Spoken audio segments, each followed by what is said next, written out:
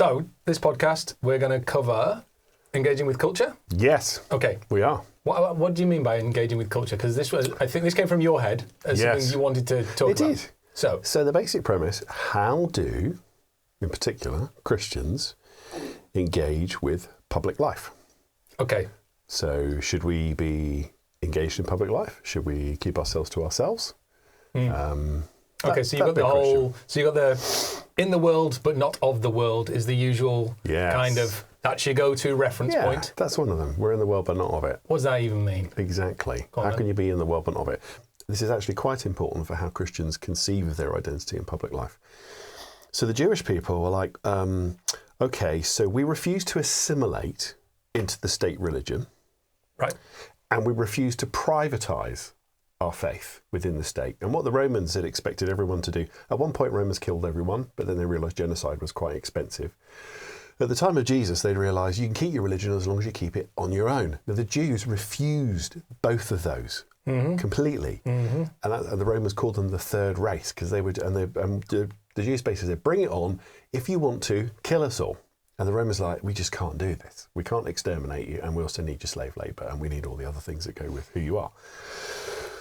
And then at the same time, the Jewish people are like, okay, so they say, we dare you to do that, eradicate us, and we refuse to be privatised. So that's why some of the things that you see in the New Testament, the capitulations to empire, so the Herods, so there is this giving ground in terms of political authority and religious authority.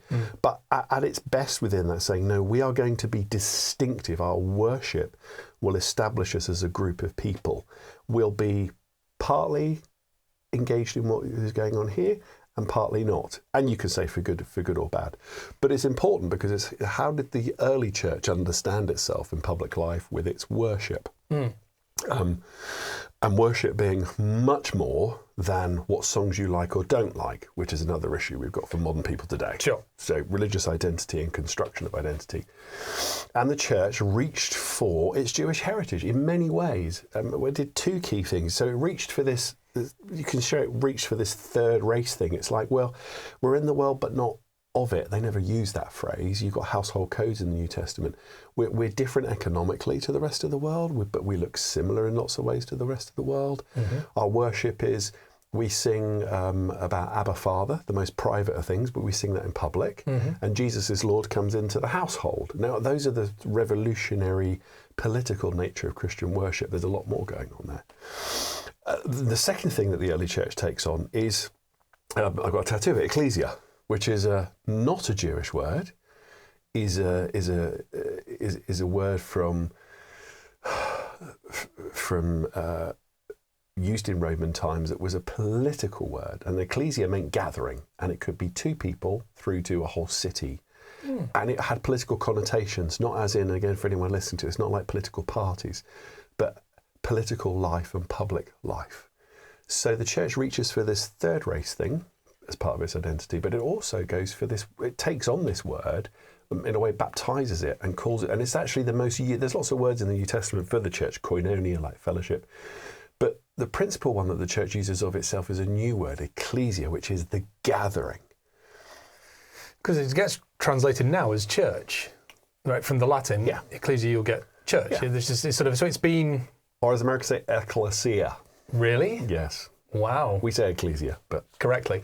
Because obviously we speak... They speak American. Yes. Yeah, and obviously it's an English word, ecclesia. Yes, my American friends go, ecclesia. And I go, no, ecclesia. Ecclesia. Yeah.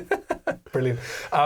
So it started off as gathering, but now it means... Okay, so because this isn't something that I'm all that familiar with. What you're describing to me sounds like this early church is finding its way. It's, like you say, there's certain parts that it's like we need to be distinct in certain ways, but we can't be completely removed because that's not realistic and it's not very... No. And you see that unfolding in the New Testament, whether it's, all the way through Acts till you get to Acts 50, Gentiles, can this faith that we have, is it just Jewish or is it the Gentiles? And then the moderation of that, well, it can go to the Gentiles, but, food offered to idols, and there's a few actual things around from Acts 15 onwards that actually get sort of dropped. But again, it's going for what's a way of, because again, Christians understood Christianity was not, fast forward as we have in 2,000 years later, something you do on your own in private within a secular world. There's no such, that didn't exist, that world. So how did you practice? What did your faith look like in public? What did it look like within the economic households of the New Testament? And that's what they were figuring out. And all these things have got political connotations and very powerful connotations for what it meant for identity and religious construction. And there was a certain amount of bricolage taking place, a picking and mixing, but not randomly, but deliberatively from the Jewish tradition and engagement missionally in its context where it is. And you could say that's what the church is always called to do in history. Where does it draw on its previous antecedents, but where is it informed by what the Spirit's doing in the new context that it finds itself in? So it takes on this word, ecclesia, to call itself the church. Okay. That doesn't fly today, though, I suspect, what you're describing. In some ways, we have I suspect, certainly in the West, we have a much more privatized experience of church. Or we sort of accept church. It's something weird that people do on a Sunday. But please don't mention it in public life, ideally. Yes. Or if you do, there are certain taboos in terms of where you cannot mention it. Say, for example, politics in the UK. It's much more.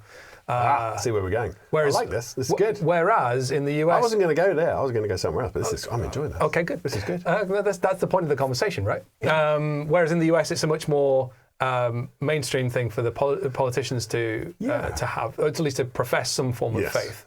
Particularly Judeo-Christian faith. Yes. And so if you sort of look at the history of the church and you kind of go, right, there's this kind of idea of the third race, there's this partly privatized but not entirely, partly public but not entirely, somewhere in the middle kind of ground. Yes. That it's existing. And then you kind of draw that to today. We're okay-ish there, but I think in the UK certainly we're much more in the privatized. We moved much towards that world. I think Roman, if you could take a Roman, stick him in the TARDIS. Gratuitous Doctor Who reference. It was enjoyable. Did you notice that? I did. As soon as you said the word TARDIS, it was pretty clear to me what you were doing. TARDIS. There we go. To today, and the notion in a material secularist society like we have in the UK, and actually even many extents in the US, even though it's very different, religion is something private. It's less than. Religion is in service of your other way of life. Right. So for a lot of Christians who think, I don't need to go to church to be a Christian, I can just practice my faith on my own, those are all things that people who are secularly minded tell them. You're as long as you keep it in private and you do it on your own, I mean, like sex, as long as you do it at home on your own and no one gets hurt, we don't care. And you could imagine a Roman citizen coming forward and going, oh, that's kind of like we had. That's how we do it. As long as you don't bring your confessions and your beliefs about your faith into public life, where you work, and the citizenry where you are, keep it all at home on your own. And so we have an environment where that's sort of on steroids, capitalised with consumer culture, where people think the coolest thing to do is to take faith and put it into private God spaces, which we think are creative, but actually are probably more capitulated to the forces of secularism and privatization and consumerism than we know. So doing philosophy, as I often do, that just seems impossible to me. It seems untenable to me that you could say, keep your faith private, because like any worldview, it has outworkings in all areas of your life, whatever your belief system is. It's such a strange idea to say that put it in a box, because nobody's belief system lives in a box. It influences everything about you, because we've talked about this previously, is when you get into identity and thinking about what your identity is, I am a Christian, I am a runner, whatever you kind of, whatever the labels you are that you attach to you in your life, they must have outworking, or otherwise it's a nominal label, as in it's sort of, I am this, but in, I'm functionally not, right? So it's like, well, you can't switch it off. No, right, okay. I mean, it can be subordinate to other things. It can be buried under other things, but if it is part of your identity, it's got to be manifest somehow, some way. And it seems like the acceptable form of manifestation is you are allowed to attend church on a Sunday. so we've ring-fenced your ability to express your faith in this one context on a Sunday morning, which in itself is a bubble and a little microcosm of other like-minded faith community people. We'll call them that, and we'll bump you into a building somewhere, and that's you. Stay there. And broadly, that's called would be civic religion. So the acceptable spaces in public for religion, Christianity per se, to take place in public life. So with our church-state relationships, royal weddings, Christmas, Easter, those sorts of things, funerals. Funerals is the biggest thing, actually. Most people still have it's on the wane slightly, but the statistics I'm a little out of date on will still participate in having some sort of priest or religious officiant. So there's some civil religion where actually at the moment of death, that's a space that's acceptable for religion to be manifest. But as long as it's in those places, we can have a civil society. Okay, so now you're on the back foot. If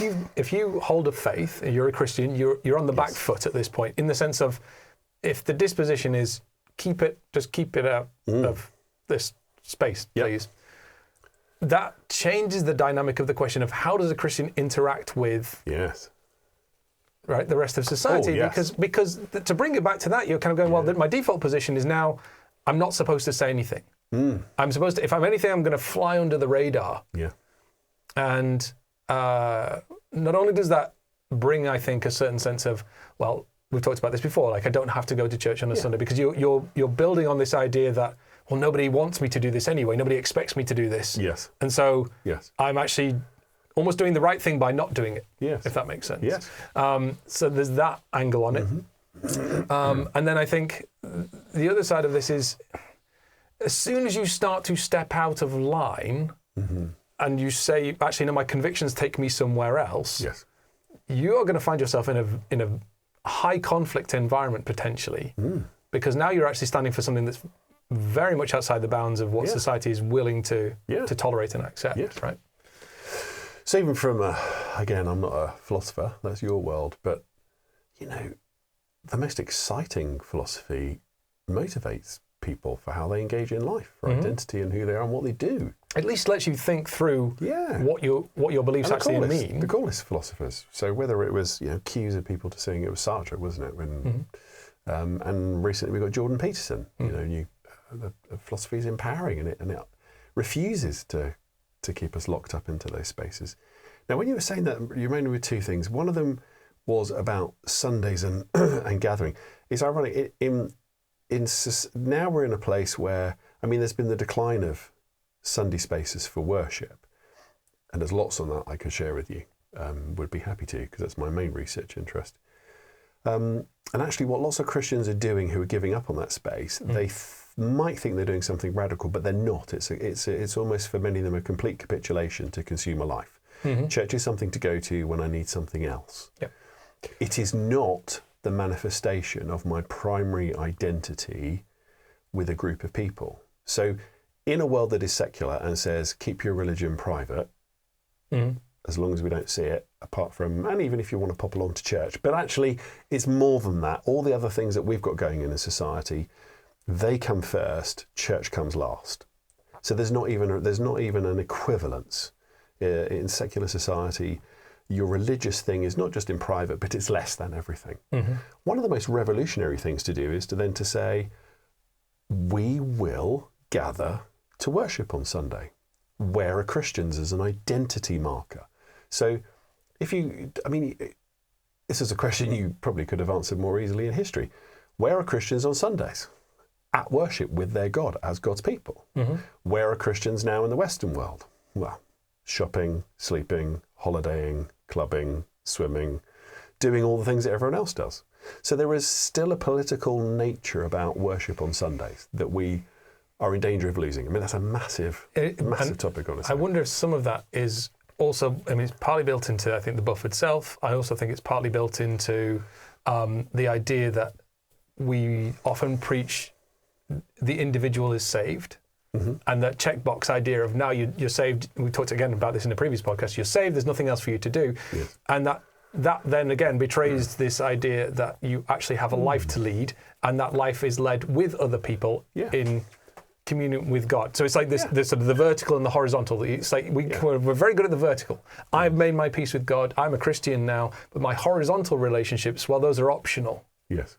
And even the vertical one becomes optional as well, because without the horizontal, without dealing with other people, it's very easy to then kind of go, oh, I haven't spoken to God in a few weeks. Because there's no sort of and it's not, sense of community or it's not even or the horizontal, the vertical and the horizontal. We don't really work like that. No, but I know what you mean, and we say that and we think that, and we go, well, so another version of that process of horizontal and vertical in terms of relationship and engagement.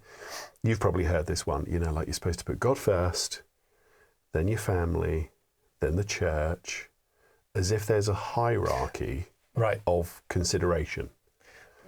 But again, like you said, that does not. The life doesn't work like that. Of course, it doesn't. And actually, what you default to in a consumer secular society, God is more. It's more a deistic one. I turn to God in an emergency. That's when I think about Him. My family, I obsess about, because that's the world we live in. You can, and again, what is even the nature of family for Christians? And we probably take up on, have we even understood what a family is within the family of God? Because that could be very different. And then lastly is the leftovers. Well, if that's your process for measuring how you engage, let alone what you do, well, occasional nod to God, obsess about my family, and church gets whatever's left over, it doesn't really matter. And actually everything around me tells me that's the case. And that works until it doesn't work. Right. I mean, yeah.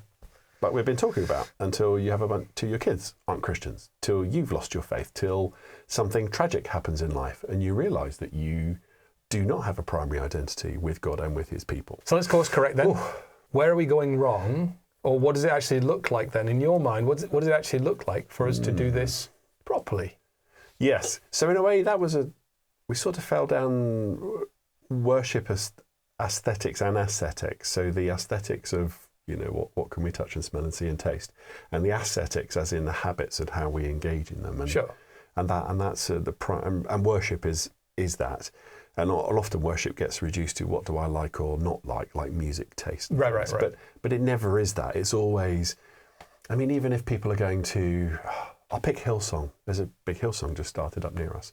A lot of people will go to it. It'll have enormous culturally relevant, for some people, aesthetics in terms of lights and show and music, of state of the art. But within there, a lot of people will join it and they'll say, it's because I'm meeting God here, and they are. But a lot of it is the intensity of relationship. So there's always different things that we're committing to within our worship environments. But coming back to your question, which was, remind me. Well, if we were to kind of course correct. Oh, course correct. Because we've got, where I'm at in my head, it's like you're on the back foot as a Christian in sense of the world is trying to kind of hem you in. Yeah. You've got this kind of battle of kind of what does it even mean to do worship on a Sunday? How optional are those things? Yeah. How do I express my Christianity to the world in a way that is loving, thoughtful, sensitive, but genuine and actually resonant as well? Yes. That isn't just an irrelevance or something that can be consigned to a Sunday. Yes. And if that is to cause offence, and if that is to be revolutionary, then it should be. But what does that actually look like when you think about that kind of question? What does it look like? So broadly,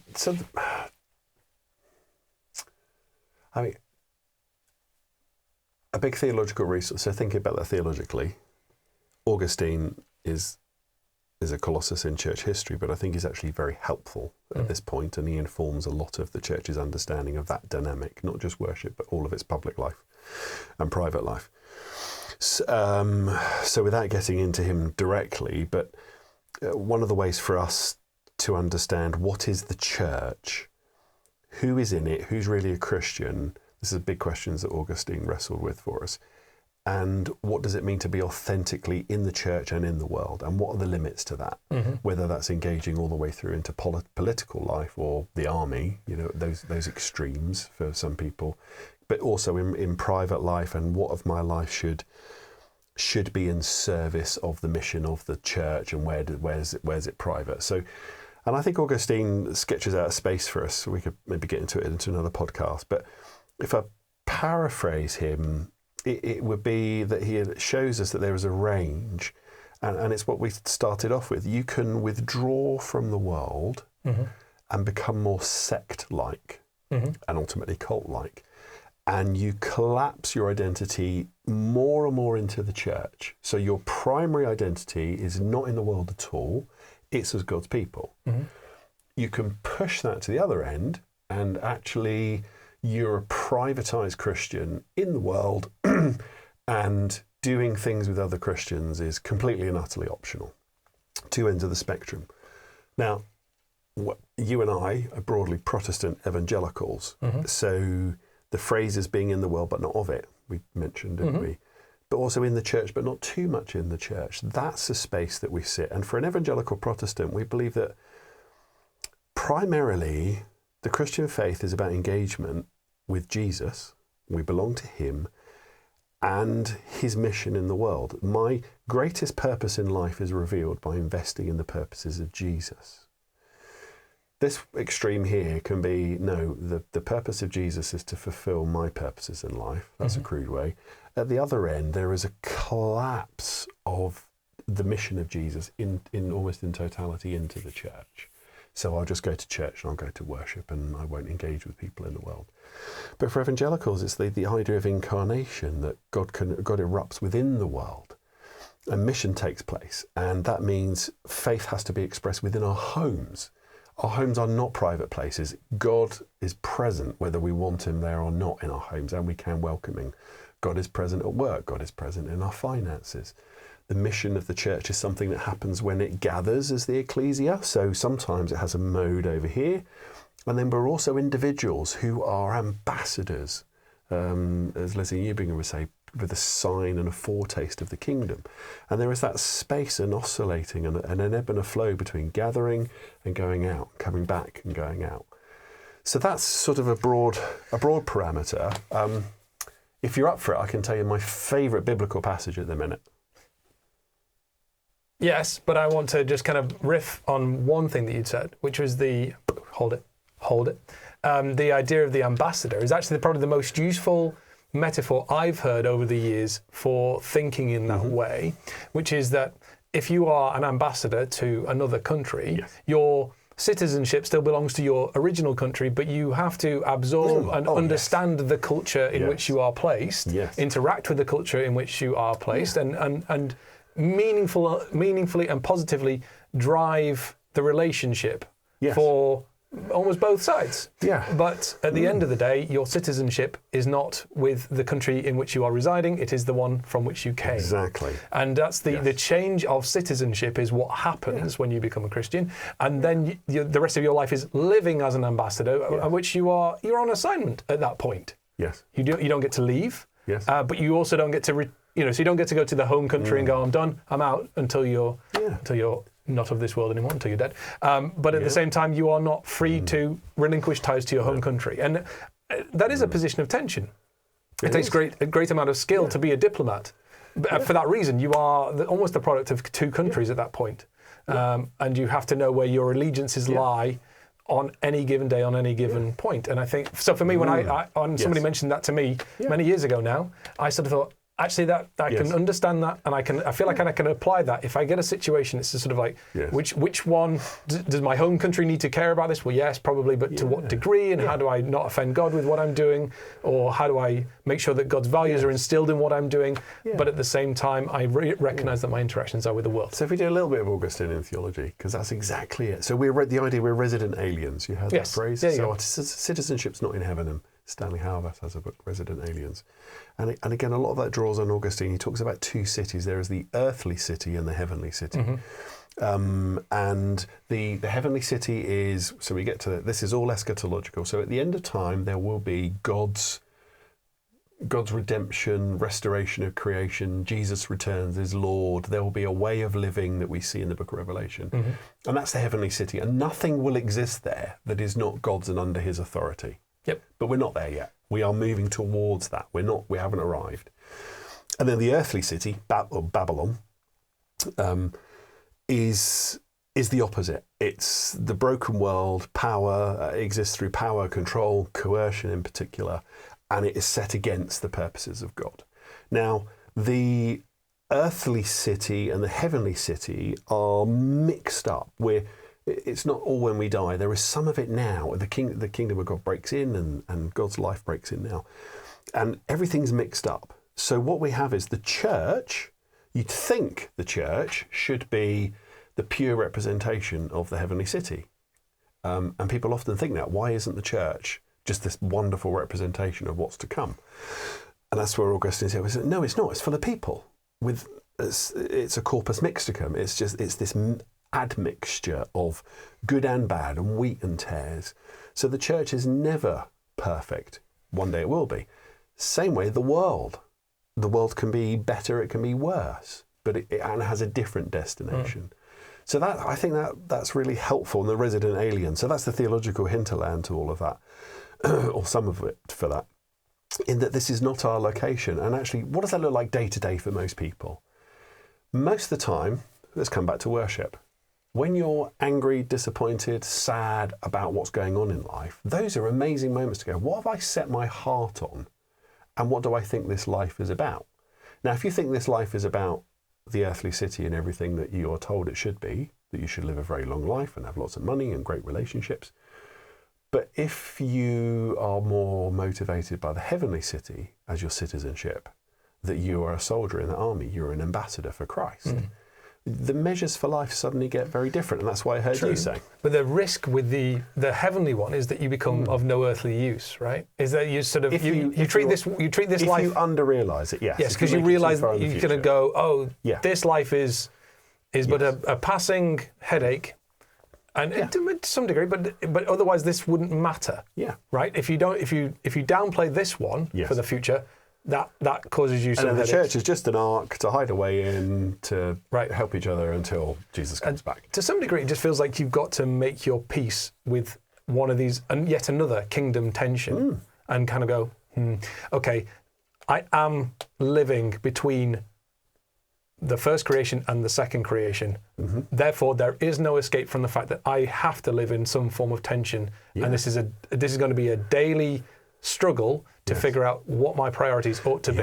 And if we're ever completely comfortable in the world, like all my dreams are coming true, I'm getting everything I want in life, and we're Christians, something is seriously wrong. Because we have capitulated completely our desires to this life. And again, I'll be very Augustinian if I can. Dissatisfaction should be the normal Christian life. Oh, I'm reaching for this place. The things I want in life are beyond this life. I want God to return. I want Jesus to return. I want the kingdom of God established. My hope is there is an inbreaking of it now. And if I'm dissatisfied about anything, I'm dissatisfied about the lack of power that's present in my life. I'm dissatisfied with my identity in Christ not being realised. I'm dissatisfied with the mission of God taking place.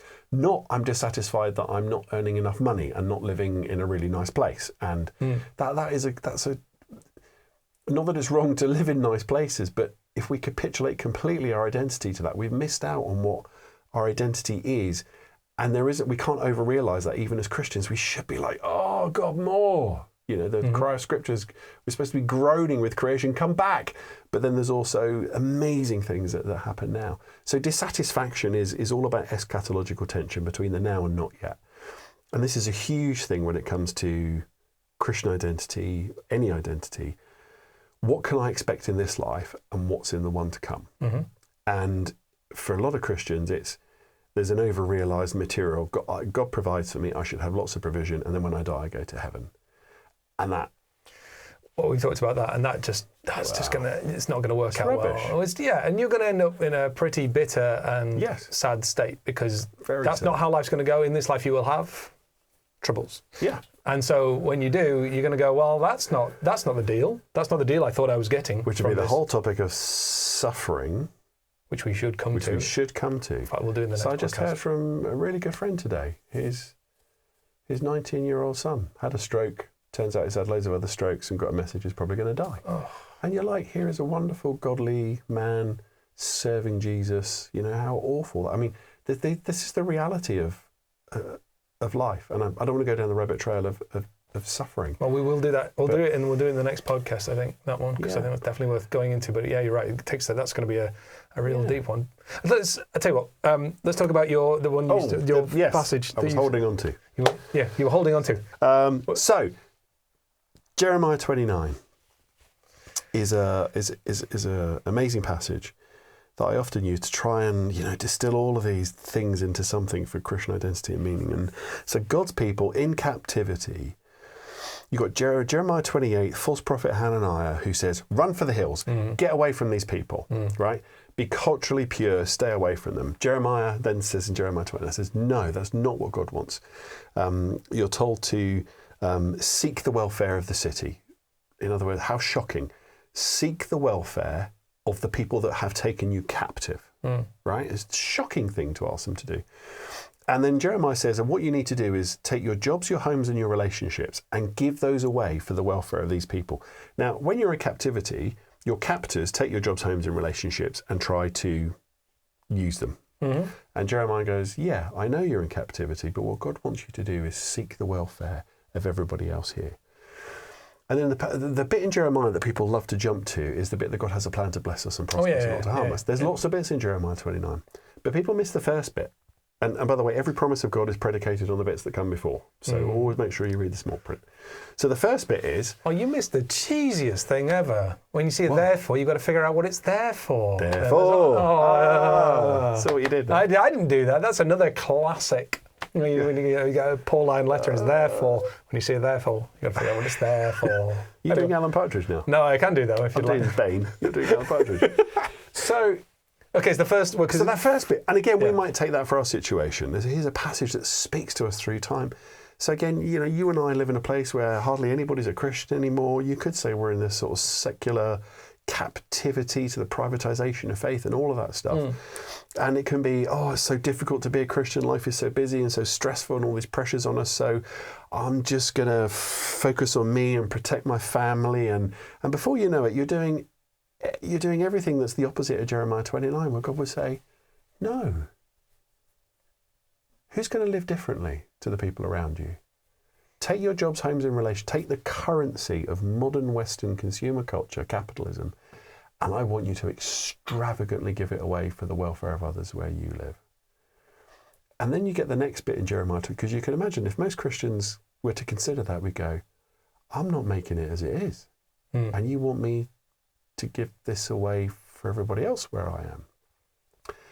And that's why there's almost like I think there's a silence in the passage that's so shocking what Jeremiah says. And it should shock us today as well. It's almost like there's a silence, and that's the bit where we as the respondent are going, I can't make it as I am. I'm giving away what I've got left over, and you're telling me to do the opposite. Don't give away what I've got left over, but give away the best for all these people who don't believe in you.